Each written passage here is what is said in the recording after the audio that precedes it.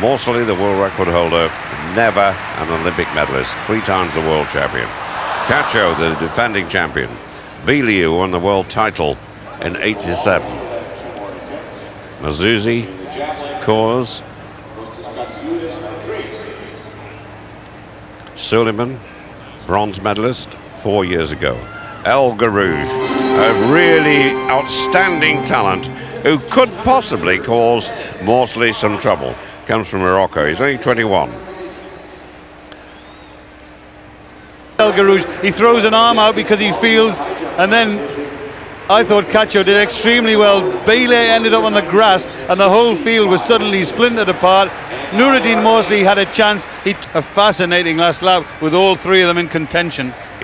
Is the best 1500 meter runner and miler in the world. He's run the 4 fastest 1500 meter times in history at 1500, obviously. Has lost only 1 race at 1500 and a mile since '92. Well, we just showed Cacho the spike mark and he's just above his Achilles tendon, and I'm sure that's where El Guerrouj ran into the back of him. I'm sure that's where the collision happened. Noureddin Morsley managed to keep going. Cacho managed to hurdle El Guerrouj, and El Guerrouj was the innocent party, ending up on the deck. And quite honestly, that race, we could have had 3 of them. Olympic champion, 3 times world champion, now Olympic champion, and I'm sure Firmin Cacho in 2nd place will be delighted with his medal, as will Kip Corea in 3rd.